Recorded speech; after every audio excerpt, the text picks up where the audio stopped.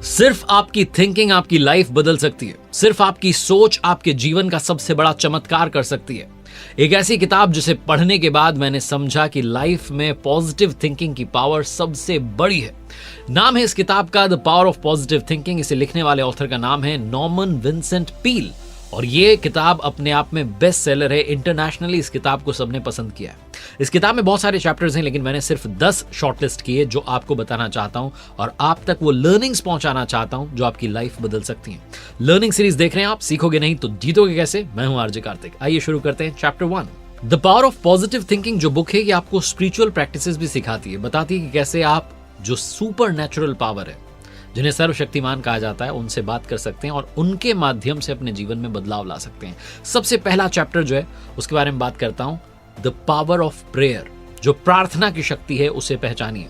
एक दोस्त जो था, दो दोस्तों की कहानी। एक दोस्त जो था बिजनेसमैन, उसके जीवन में बड़ी परेशानी थी। उसने दूसरे दोस्त से कहा कि मुझे तो कोई सोल्यूशन मिल ही नहीं रहा है, ना कोई सोल्यूशन दे रहा है। तो दूसरे दोस्त ने कहा कि दोस्त आप अच्छे तरीके से प्रार्थना कीजिए, जब किसी को भी कोई भी सोल्यूशन यहां ना मिले तो वो आपकी मदद करने के लिए अवश्य आते हैं। आपको उस प्रार्थना का सही इस्तेमाल करना होगा। तो उसने पूछा कि क्या है प्रार्थना करने का सही तरीका। तो दोस्त ने उसको सही तरीका बताया। उसके अंदर के जो नेगेटिव थॉट्स थे वो जाने लगे, वो परेशानियां गायब होने लगी और वो शांति के रास्ते पर आ गया। मन की शांति को उसने दोबारा से जनरेट किया और उसके जीवन में बदलाव आ गया। जो राइटर हैं, जो ऑथर हैं इस किताब के, उन्होंने कुछ ऐसे नियम बताए हैं जिनके जरिए अगर आप जो हैं अपनी प्रार्थना के तरीके को बदलना चाहते हैं और अच्छा करना चाहते हैं तो कर सकते हैं। जैसे कि अगले दिन के 24 घंटों में से कुछ मिनट निकालिए और सिर्फ ऊपर वाले के बारे में, परमात्मा के बारे में सोचिए। ये प्रक्रिया आपको और स्पिरिचुअल बनाएगी। दूसरी बात, अगर आप किसी बात के लिए परेशान हैं तो अपनी आंखें बंद कर लीजिए और मन में विश्वास कीजिए कि वो मेरे चारों तरफ हैं और परमात्मा को आप महसूस करना शुरू कीजिए। तीसरी बात, जो सुपर नेचुरल पावर, गॉड, अल्लाह, भगवान, अलग अलग नामों से लोग उन्हें पुकारते हैं, आप सिर्फ उनके साथ ईमानदारी से कनेक्ट कीजिए, प्रार्थना करना शुरू कीजिए, वो आपकी जरूर सुनेंगे। चौथी बात, कभी ये मत सोचिए कि मैंने क्या मांगा और भगवान ने मुझे क्या दिया। ऊपर वाले ने जो भी आपको दिया उसके लिए उनका धन्यवाद कीजिए। कहिए आपका शुक्रिया है, आपका शुक्रिया है। आपके जीवन में बदलाव आने लगेगा। और सबसे अच्छा तरीका 5वां ये कि उन लोगों की लिस्ट बनाइए जिनके लिए आप प्रार्थना करना चाहते हैं। जितना ज्यादा आप दूसरों के लिए प्रार्थना करेंगे उतनी ज्यादा आपकी प्रार्थना सुनी जाएगी। दूसरा चैप्टर जिसके बारे में आपको बताना चाहता हूं कि देखिए, कोई भी मशीन होती है वो सबसे अच्छा परफॉर्म तब करती है जब वो शांत होती है, यानी कि उसे समय मिलता है, थोड़ा आराम मिलता है। उसके बाद जब वो काम करना शुरू करती है बेहतरीन तरीके से काम करती है। हमारा दिमाग भी एक मशीन है और जब ये शांत रहेगा तो पावर जनरेट करना शुरू करेगा। ऑथर कहते हैं कि एक शांत मन जो होता है वो एक तनाव से भरे हुए मन से कहीं ज्यादा शक्तिशाली होता है। अगर आप बहुत ज्यादा स्ट्रेस वाली लाइफ जी रहे हैं तो अपने थॉट्स को बदलिए, मन को शांत कीजिए और अपने विचारों को बदलने के लिए थोड़ी सी मेहनत करनी होगी। अपनी सोच को पॉजिटिव करना होगा। बहुत आसान सा तरीका है, अपने मन से जितने भी नेगेटिव विचार हैं, डर है, जेलसी है, किसी के लिए हेट है, रिग्रेट है, ये सारे इमोशंस को आप निकालिए और ऐसा आप दिन में कम से कम 1 से 2 बार कीजिए। ऐसा करने के बाद आपके मन में दोबारा से नेगेटिव विचार नहीं आएंगे। आपको सिर्फ खुशी मिलेगी और अच्छा सोचना आप शुरू करेंगे। आप नेचर के पास जाइए, आप किसी गार्डन में जाकर के पेड़ के नीचे बैठ जाइए और सिर्फ उस पेड़ के वहां जो एक ताज़ी हवा, सुगंधित हवा, जो शांत हवा बहती है उसको महसूस करना शुरू कीजिए। आंख बंद करके 15 मिनट सिर्फ वहां बिता लीजिए। आपके जीवन में पॉजिटिव चेंज आएगा।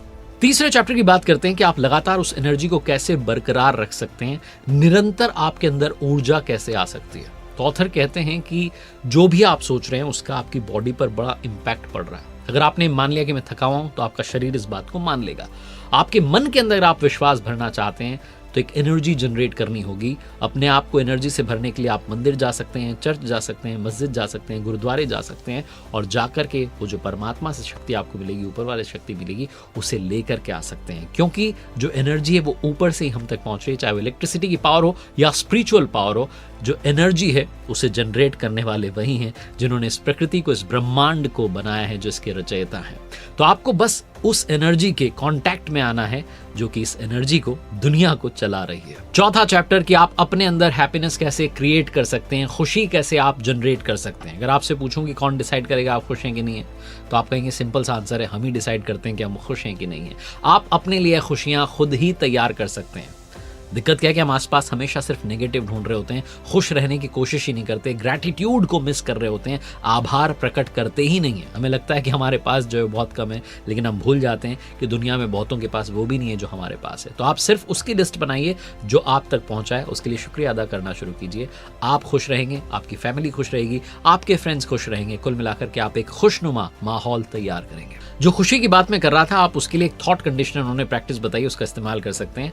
आप लिस्ट लिखिए, एक बनाइए लिस्ट जिसमें लिखिए क्या क्या चीजें आपको खुश करती हैं। अब 5वें चैप्टर की बात करते हैं कि फ्यूमिंग और फ्रेटिंग को आप बंद कर दीजिए, यानी कि नाराजगी, तनाव, गुस्सा, इस सब को बंद कीजिए। अगर आप लाइफ में वाकई पीस चाहते हैं तो गुस्सा करने की आदत को छोड़ दीजिए। जो लोग जीवन में ज्यादा गुस्सा करते हैं बहुत कमजोर हो जाते हैं, बहुत वीक हो जाते हैं और ज्यादा बीमार हो जाते हैं।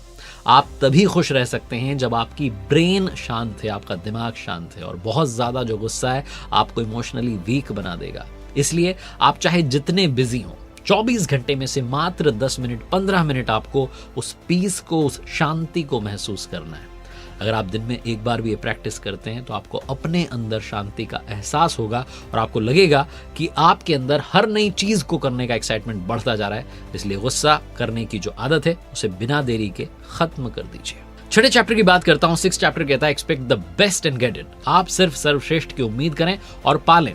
उसके लिए बड़ा सिंपल सा फॉर्मूला है, आपको अपनी बात पर विश्वास होना चाहिए। और मैं कहता हूं सिर्फ विश्वास नहीं, संपूर्ण विश्वास होना चाहिए, क्योंकि विश्वास में वो ताकत होती है कि आप जिस चीज के बारे में सोच लेते हैं उसे पा लेते हैं। उम्मीद रखना सीखिए, ना कि शक करना। हमें शक होता है कि पता नहीं काम होगा कि नहीं होगा। आप सिर्फ उम्मीद रखिए, विश्वास रखिए कि काम करके दिखाऊंगा, और वाकई में आप करके दिखाएंगे।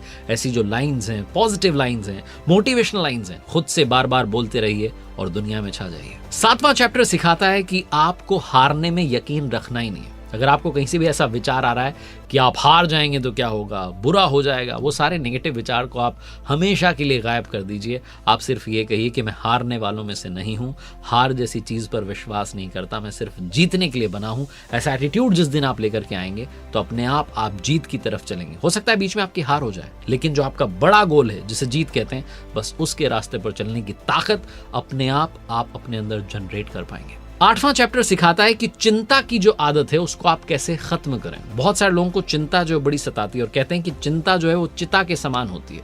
अपनी चिंताओं को खत्म करने के लिए आपको रोजाना अपने दिमाग को खाली करना होगा।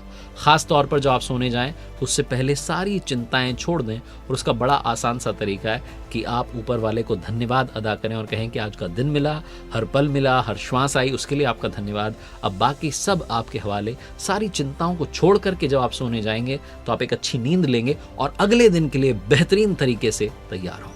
अब बात करते हैं 9th चैप्टर की, जो मुझे बड़ा अच्छा लगा, और वो कहता है कि पावर, आप अपने अंदर वो पावर जनरेट कर सकते हैं जिससे आप अपनी पर्सनल प्रॉब्लम्स को भी सॉल्व कर सकते हैं। अगर आप अपनी परेशानियों को सॉल्व करना चाहते हैं तो ऊपर वाले को, प्रभु को, ईश्वर को, भगवान को, अल्लाह को, गॉड को, जिस नाम से आप उन्हें पुकारते हैं, उन्हें अपने फ्रेंड के रूप में देखिए। अपने फ्रेंड के रूप में जब आप देखेंगे, अपने दोस्त के रूप में, सखा के रूप में देखेंगे, तो आपको लगेगा कि आप हर बात उनसे शेयर कर सकते हैं। हम सबको ये विश्वास है कि कोई है जो इस सृष्टि को चला रहा है। तो अगर आपको कोई परेशानी का समाधान चाहिए तो उन्हीं की शरण में जाइए, उनसे कहिए कि सब कुछ अब आपको देखना है। जब आप उन्हें अपनी समस्या बता देंगे तो आप देखेंगे कि वो आपकी उस बात को सुन रहे हैं और आपकी समस्याओं का समाधान आप तक पहुंचा रहे हैं। वो किसी भी रूप में आपके पास सोल्यूशन आ सकता है, लेकिन सोल्यूशन आएगा। मेडिटेशन के जरिए, प्रेयर के जरिए, योग के जरिए अपने आप को शांत रखने का प्रयास करना शुरू कीजिए। और अब आखिरी चैप्टर में सबसे इंपॉर्टेंट बात कि आप उस पावर तक जो पूरी सृष्टि को चला रही है उस तक कैसे पहुंचे। वो जो सुपर पावर है उनको कैसे आकर्षित करें, क्योंकि हम अगर उनसे कुछ मांगते हैं और वो नहीं देते तो हमारे अंदर नेगेटिव इमोशंस आ जाते हैं। मैंने कहीं पढ़ा था कि आस्था की परीक्षा तब नहीं होती जब भगवान हमें दे रहे हैं। आस्था की परीक्षा तब होती है जब भगवान हमें नहीं दे रहे हैं, तब भी हमारा विश्वास बना रहे, तो वही सच्ची आस्था है। अगर आपको कुछ हासिल नहीं हुआ, कुछ नहीं मिला, तो परेशान होने की बजाय इस चीज पर फोकस कीजिए कि कहां कमी रह गई, क्योंकि कमी शायद आपके प्रयासों में रह गई, आपकी प्रार्थना में रह गई। एक ऑप्टिमिस्टिक अप्रोच लेकर के आइए, एक पॉजिटिव अप्रोच लेकर के आइए, और जब आप देखेंगे कि आप सब कुछ करने के लिए तैयार हैं तो हार क्यों रहे, तो फिर इसका सवाल का जवाब प्रभु से मांगिए। वो आपको जवाब देंगे और बताएंगे कि आपने कहां कमी रख दी, आपकी तरफ से कहां कमी रह गई। अगर आपको लग रहा है कि आपके अंदर कोई ऐसी बुराइयां हैं जिसकी वजह से आप सक्सेसफुल नहीं बन पा रहे हैं, तो बुराइयां भी आपको अपने आप आपके सामने दिखाई देंगी और आपको एहसास होगा कि मेरे अंदर ही कमी थी, शायद इसीलिए नहीं पहुंच पाया।